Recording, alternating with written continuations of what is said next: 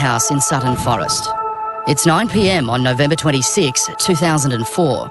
Minutes later, their lives would be shattered. I was having a break, so I was in the passenger seat. Jasmine was driving down the on-ramp. We were merging into the traffic. There wasn't much traffic.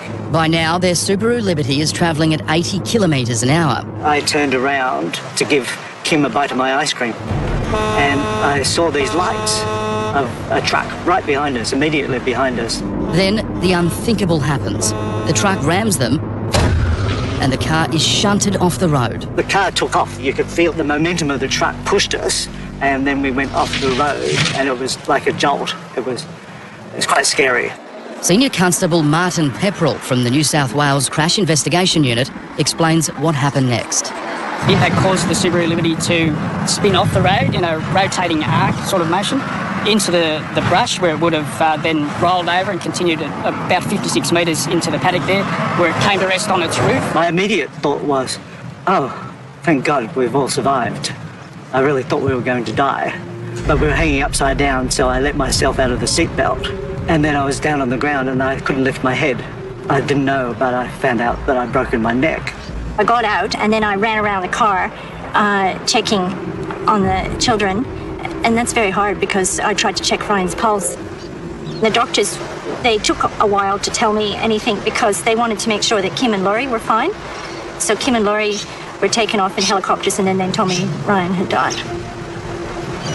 Laurie didn't know that Ryan was dead until the next day, and I had to tell him in the hospital. That just must have been the most difficult moment in your life, to have to tell Laurie that news. Oh, it was very hard to tell Laurie and family. Laurie spent the next 3 weeks in hospital, his neck broken in 2 places. But he was lucky. Little Ryan never stood a chance, and to this day, the driver who killed him has never come forward. The police prosecutor who came to us with Ryan's case, Sergeant David Watts, has been working tirelessly on it for 7 years. Do you believe that this driver knows that they have killed a child? I believe they would, yes. Yeah, because it was well publicised at the time, so he would definitely know, and there was substantial damage to the car as well. This is where Ryan's case takes a horrible turn. Possible proof the truck driver knew exactly what he was doing on that night. This was one of the Crime Stopper reports that there was a conversation between 2 truck drivers shortly after the accident, where one truck driver referred to the accident and the other was heard, the term used was in a gloating manner, that I shunted him off the road. What the truckie reportedly said is chilling.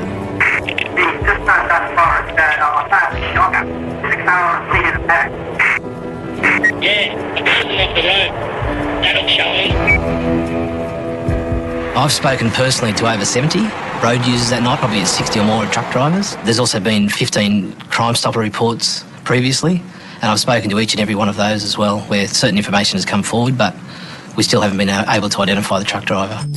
Evidence at the scene has also turned up few leads. But investigators did retrieve paint samples from the Strathdee family car.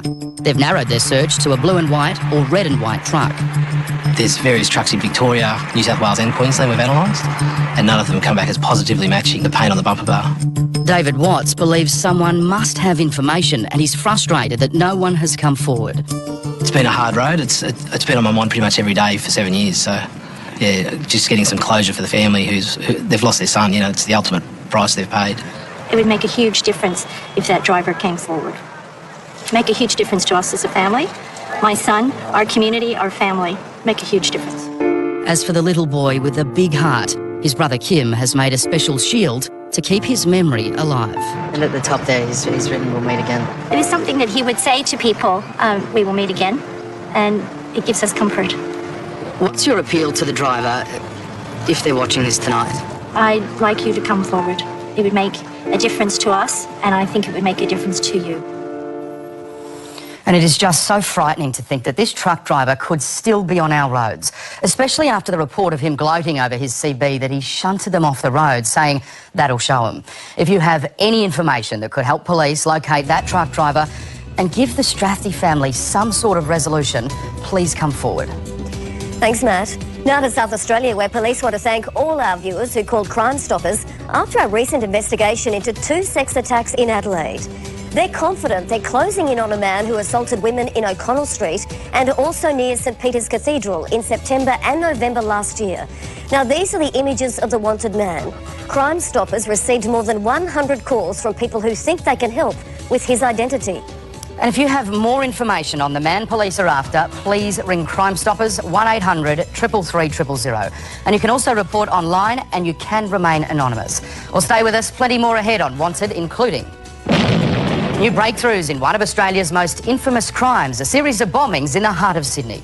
I thank God that I'm still here to talk about it. It was strategically placed for maximum damage and to kill everybody who was in there. Also, what happened to Sylvia Payusok, missing, believed murdered? New information that could help solve the mystery. Nothing was right about the whole situation. Nothing at all. Something's happened to her. Someone knows something for sure. They must, you know. We just need to have her back. Yeah, it doesn't matter how it is, how she is, we need to have her back. But next, the fateful moments before a murder captured on camera. A father of two gunned down. Police need your help to catch his killer. There's someone out there that lives in a household with someone who murdered a decent, honest man with a family.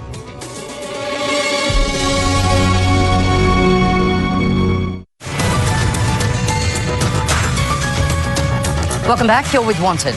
Now to a murder that's rocked a small rural community. Just 10 weeks ago, in early July, father of two, Simon Crisp, was gunned down outside the Marrawar Hotel in Tasmania's northwest. Now, police say it was a targeted shooting and they've identified a number of people of interest. But they still need more evidence, including identifying a vehicle heard driving away from the murder scene. Former Detective Superintendent Terry Dalton goes back to his old stomping ground to join the investigation.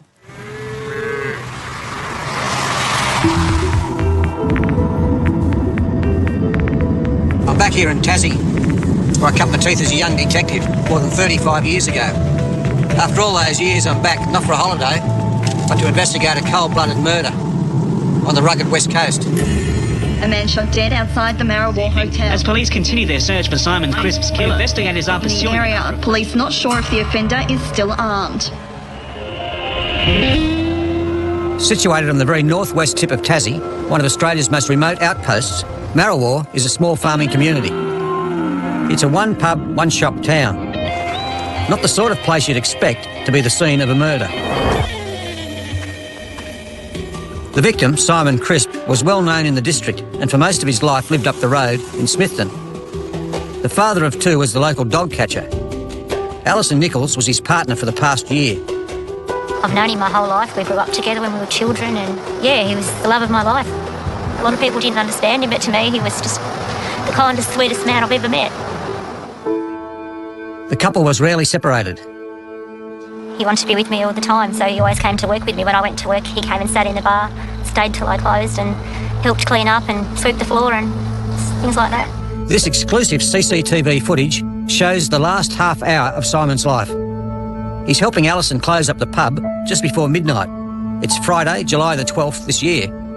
Not in view is Alison's 10-year-old daughter, sleeping in the next room. After they close up, the three of them are going away on holiday. Can you talk us through what happened that night?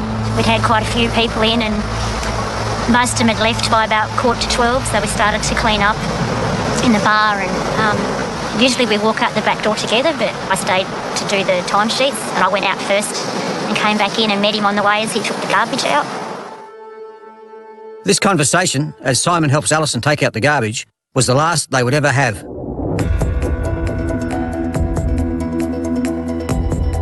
He walks out the back door, where his killer lies in wait. I thought that he dropped all the garbage on the ground or something, but then I don't know, I just thought it sounded like a shot. So I just raced over and locked the door and then ran back inside. That loud noise later turned out to be 3 gunshots. I think I picked the phone up and called 000 and went back to the door and called his name and listened, but there was no answer at the door. I thought maybe he was out there hurt and he would be able to yell out to me, but he didn't. Then the police rang the phone back, told me to get my daughter and hide her. And I was just trying to ring the owners of the pub and my son to come and take my daughter away. I couldn't remember their numbers, so I was just calling random numbers out of my head because I couldn't find a phone book. As Alison and her daughter hid terrified inside the pub, Simon was dead, just metres away. Detective Inspector Rob Gunton is leading the investigation. Simon brought the garbage out through that door. He's turned to his right and gone over to the bins. And if we look to the corner of the building here, where we believe the shooter or shooters or defenders were, the shots have been fired. He's ended up lying here with his head facing up and looking towards that way. So there could have been more than one shooter? Look, we can't discount that there could have been more than one offender, just by the very nature of the three shots. So, Rob, it's a perfect place for an ambush around here. Yeah, well, obviously it's very well lit from the sensor light which comes on, which would indicate to me that they would have been hiding the other side of the wall so as not to alert Simon to their presence. While police are yet to find the murder weapon, in the past week, the investigation has ramped up. Police today called in forensics and the dog squad to conduct searches at properties in this area. We've got a small group of people that are certainly persons of interest. We conducted a couple of searches yesterday, one of a private premises and one of a business premises. We've taken possession of 2 vehicles and they have been forensically examined, and we're awaiting the results of those tests. There's been a few theories as to why this murder may have been committed. Have you looked into any of those? Look, there are a number of rumours circulating in the community, and we've investigated or followed those lines, and they've been excluded. Is there any chance that the shooter never left the community? Look, I certainly can't exclude that, and it's another avenue of inquiry that or investigation that we've been following, and we'll continue to follow. This community of 300 is still rattled by this violent crime. No one can remember the last time anyone was murdered in Marrawar. It's actually been a real kick in the guts for everyone. I was actually pissed off. How dare they do that here? No one deserves that. I don't care who you are or what you've done in your life. No one deserves that. Things haven't really changed since I was working in Tassie 35 years ago. A murder in a small community is still incredibly traumatic. There's someone out there that lives in a household with someone who murdered a decent, honest man. How can they sleep at night knowing that they're living with a murderer? What would you say to somebody out there who's got that information? Please, just tell somebody. If you know something, don't be scared. It's just not in the human mind to live with that forever. You just can't do it. It's not right.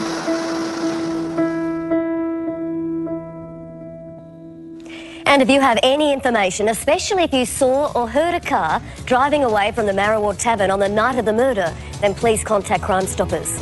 Coming up next on Wanted, our cover story on the hunt for terrorists whose bombs rocked Australia and why we should all be concerned. Some of these people are still in Australia? Yes, they are. They're part of our community in Australia today.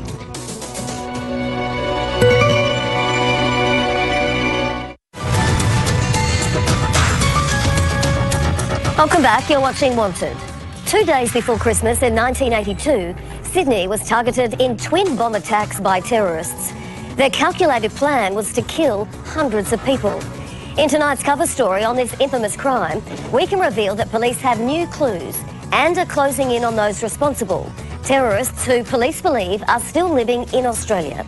Crime investigator Neil Mercer has been following this case for decades. Now his special report on the attacks that shocked a nation. It's Sydney, 1982. Malcolm Fraser is Prime Minister. The Aussies are on the way to retaining the Ashes. Over square leg he goes. And men at work rule the airwaves. 2 days before Christmas, Sydney-siders are getting ready for the festive season. But others have something far less innocent on their minds. 2 people make their way into the fire escape of Westfield Towers in William Street. In the briefcase, plastic explosive known as PETN and a sophisticated timing device. Their target, 7 floors above, is the Israeli consulate.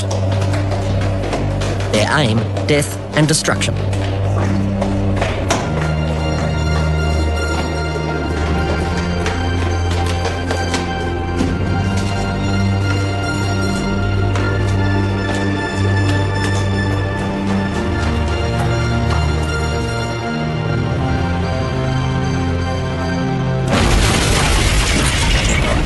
Just before 2 p.m, the bomb rips through the consulate.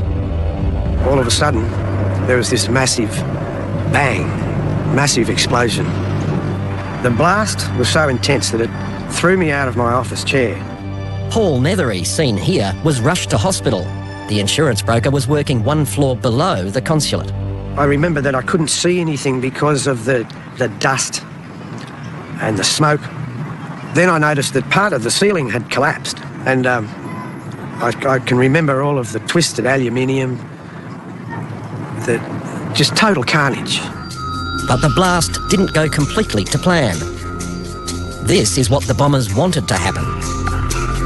They hoped the full force of the blast would go through the fire escape door and into the busy consulate. It was strategically placed for maximum damage to the consulate. I believe the intention was to completely destroy the consulate and to kill everybody who was in there. Fortunately, it didn't happen the way the terrorists had intended. 2 people were injured, but miraculously no one was killed. It appears the terrorists did not position the device, the equivalent of 10 kilos of TNT, the way they were meant to. When the device was placed, police believe that it was placed in error, and that as a result of that mistake, the bulk of the blast actually punched through the concrete floor of the fire escape as opposed to punching through the fire escape door. Had the device been placed in its correct position, a lot more people would have been injured, and I would suggest a number of people would have actually been killed. We obviously had to ensure that there were no other devices in the building. Cars were searched, sniffer dogs were brought in, of course. We then start interviewing witnesses, leave the scientific fellows to look at the crime scene.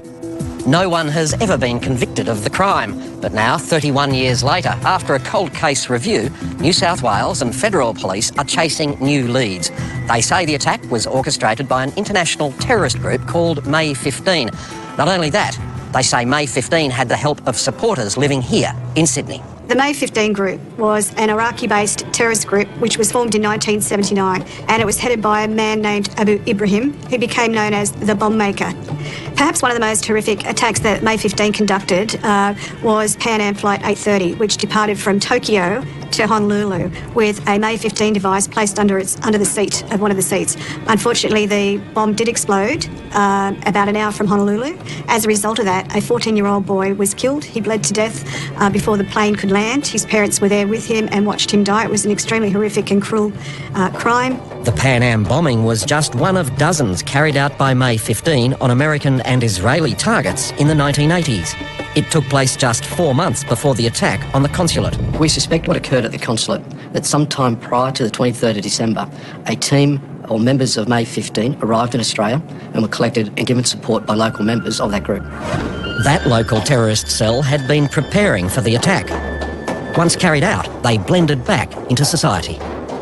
Some of these people are still in Australia? Yes, they are. They're part of our community in Australia today. Are they capable of another attack? Well, that's something, Neil, that we have to determine. Are they capable, and do they have an intention of doing something similar in this day and age?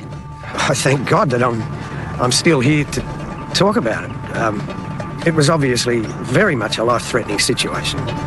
And a woman who was working in the Israeli consulate upstairs, and I understand that she was a 76-year-old tea lady or whatever, she was very, very badly injured. And I wasn't.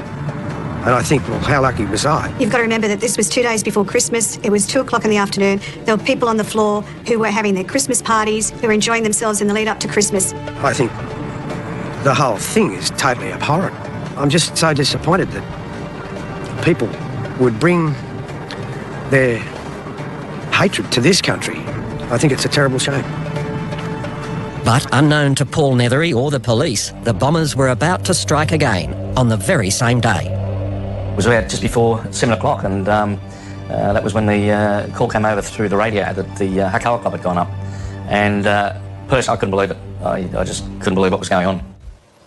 Neil, this is a remarkable and disturbing story, and incredibly there's more to it too. You'll be bringing us the second part of this exclusive investigation in a special edition on Thursday. Can you tell me, are there any new clues in this case? There are new clues, Matt, and they basically stem from the second bombing, the Hakoah Club, where the terrorists had intended to reduce the club to rubble, to bring it down. But in setting that bomb, they made some fundamental mistakes and left police with some very valuable clues. We've been able to use new investigative techniques and forensic processes. As part of that, we've been able to harvest DNA samples from various exhibits, including the bomb components. We now have direct evidence of the fingerprints of those that are involved and DNA profiles of those that have been closely linked to the construction of the device. For us, they're significant breakthroughs. Part 2 of Neil's special report this Thursday at 8:30. Sandra? Thanks, Matt. Coming up on Wanted, the stun gun robber who zapped a 75-year-old man. Like someone hit you, like bang, Help us catch the bandit before he strikes again. The footage of this person clearly identifies who he is. There are people that would see him that would know who he is. But next, a family Christmas shattered. A beloved grandmother missing, believed murdered. Can you help solve this crime? Well, there's no mechanical reason for the vehicle to have been left here. It did not break down. It hadn't run out of fuel. Why here? We don't know. Just have a look around. What is here? There's nothing. That's right.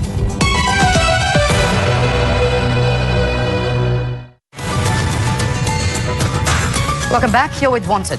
Now to a mystery disappearance where police and a shattered family are appealing for your help. 53-year-old Sylvia Payusok vanished on Christmas Eve 2008 from Bombala on the New South Wales far south coast. Detectives believe she may have been murdered, but there are many unanswered questions ahead of an inquest expected in December. Dr. Xanthi Mallet has been investigating. It's 2 days after Christmas 2008. A lonely stretch of highway in far southern New South Wales. A police dashboard camera records the discovery of an abandoned vehicle. It belongs to a missing woman. It offers both hope and frustration to her family. When we were driving down the road and we actually saw the car, I think we all burst into tears because we just knew as soon as we saw the car, it just wasn't, nothing was right about the whole situation, nothing at all. There's no way that she could have just got up and walked away because it's too far for her to walk to anywhere, really, from there. Divorced Sylvia Payusok lived alone in the coastal town of Eden. Before travelling to see her children in Sydney for Christmas, Sylvia went to her brother's house near the town of Bombala. She wanted to spend Christmas with us, but she didn't know that our plans were to go to my fiancée mother's place for Christmas and then maybe spend about 5 days and come back. The 53-year-old didn't want to be alone, so she arranged to stay with a friend on a neighbouring property. While she was staying with a friend, she had an argument with him and she was locked out of the place and told to leave. The friend later told police that when he woke the next morning, Sylvia and her van had gone. Not knowing where she is the hardest thing, and we deal with that every day. Another friend, Brett Ralph, remembers the moment he heard Sylvia had disappeared. We were having a family Christmas gathering up at Deception Bay in Brisbane. And I remember I got a phone call telling me that she was missing. I distinctly remember it because it was out of character and just your gut feeling was something was wrong straight away. Dave Kay and Phil McCloskey are leading the investigation. They want information on another van seen outside Sylvia's brother's house on Christmas Day. They noticed a white van parked front into that gate. I see it's an unusual place to park because it's one of those places in a rural area where it's hard to stop on quite a fast road. You wouldn't expect a normal tourist to park at that particular location.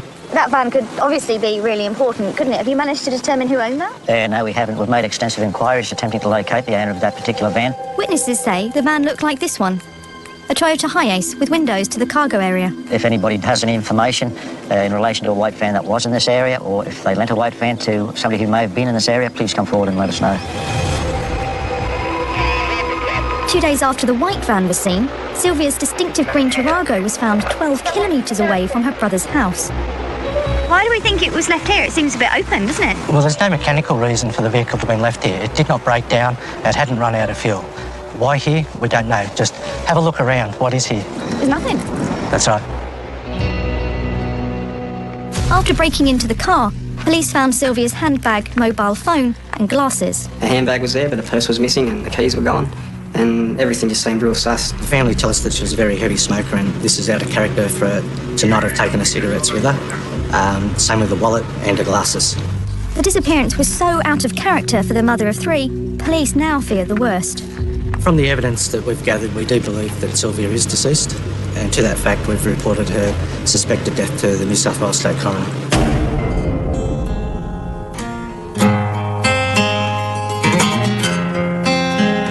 These days are hard to deal with.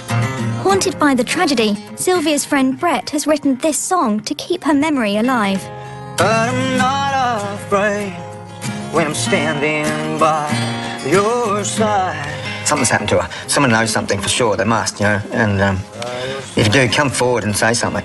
I only need one piece to put the whole puzzle together and let our family grieve the way a family should be able to grieve for their mother. Not search for her every single day of their lives. We just need to have her back. Yeah, it doesn't matter how it is, how she is, we need to have her back. By your side.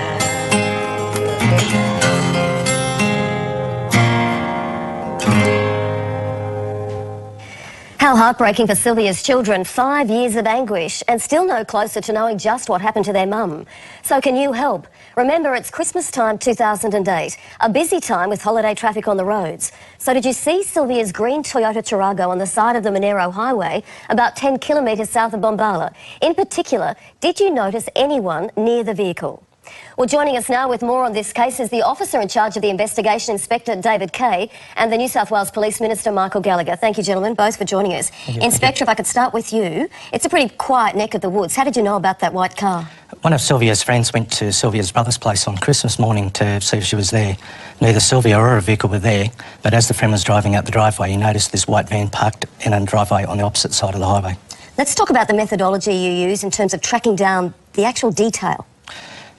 Normally you speak to family, friends, see what the planned movements were, you check bank records, you check phone records. The last time the bank record was used was on the 22nd. Last phone call that we can place Sylvia making was at 6:41 a.m. on the 23rd of December. There is some calls on the 24th from Sylvia's brother's place, and then just after lunch, and then a short time later at a friend's house. Due to the nature of those calls, we can't determine who actually made those calls. But really vital information. Minister, you've got a new appeal or a new incentive tonight for information leading towards some sort of arrest. Well, thank you. The police have approached me and have recommended to me posting a $100,000 reward with information leading to the solving of this case, not just for the family, but indeed the police and the wider community as well. Why now? Well, strategically, police make a decision in the course of many of these investigations whether they believe that the reward is the appropriate way to go about it. It is all about timing. They've approached me at this time leading up to the coronial in December, and we believe it is the right time. Minister, Detective Inspector, thank you both for your time. Thank you. Thank you. Stay with us after the break. A stun gun used during 2 robberies. Do you recognise the bandit?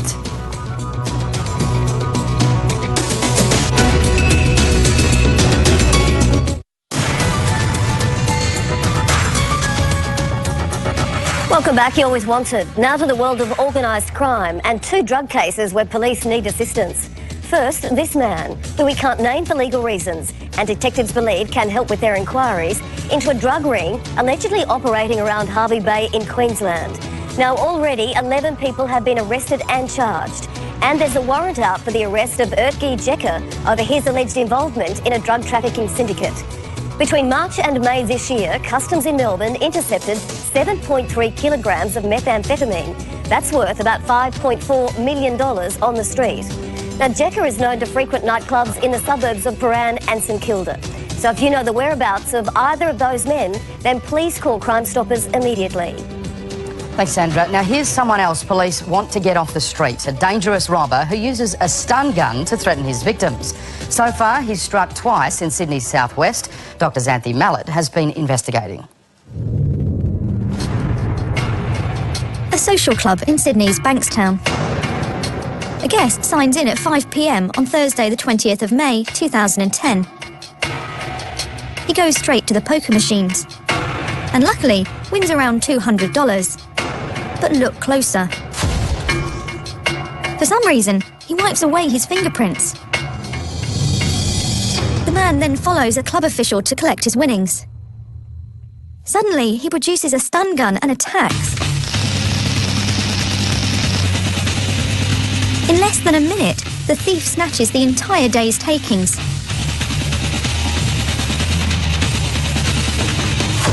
The stun gun assault leaves 75-year-old Ray Khalida shaken and bruised.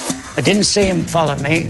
I walked back, I go down there, and I got in a drawer taking the money out, and next thing I hear is a rattle of a stun gun. It's like ratchet. So I turned around, and as he was jumping in the air, I jumped up and pushed my hand up to protect myself, and I got knocked back, because of a sudden jolt. What did it feel like? Like someone hit you, like bang, There's a reason these stun guns are illegal.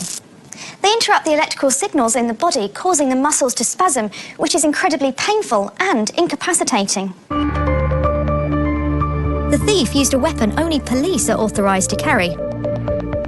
Can Can you describe how it works for me? Certainly on this particular device, we have an on-off switch on the side, and then by pressing this button here, we can see a spark between the contacts. Whilst pressing this button, you actually be pushing this against the victim, causing extreme localised pain to the victim. Are stun guns available in Australia? No, they're not. They've got to be imported from another country, as they're not made in Australia at all. They're a prohibited weapon in Australia, and it's also an offence to carry on or possess one. Just over a kilometre away and less than 2 weeks later, the thief strikes again. The target? This suburban post office in Yagoona. It's 4:30 in the afternoon. This time, the thief targets a 20-year-old postal worker. He's got her into a headlock after demanding the money, used the electronic stun device on her hand, which has caused quite a severe reaction and quite a severe burn, bruising to her hand. The young lady was very alarmed, very frightened. He's managed to be able to get the proceeds from the till and make good his escape. CCTV captured the getaway car. This time he's entered a three-door Toyota RAV4 with quite a distinctive bull bar at the front, silver-coloured with black and yellow number plates. The car looked like this one. It's very opportunistic, but it's also very cold and callous. These people are quite vulnerable and quite easy for him to overcome. Police want to speak to this man. In his late 20s, described as Mediterranean or Middle Eastern in appearance, his most distinctive feature is long black hair, tied in a ponytail or plait. The footage of this person clearly identifies who he is. There are people that would see him that would know who he is. Whether they are associates, friends or relatives, we ask that they come forward to the police. Oh, I think it's very dangerous. It's very dangerous, someone that does that. So if you think you recognise that stun gun robber, please contact Crime Stoppers. And as you know, you can remain anonymous. A reminder too that if you're after more information on our cases, our website is wantedtv.com.au. You can also suggest a story. And you'll also get updates on Twitter at WantedTVHQ or join the conversation. #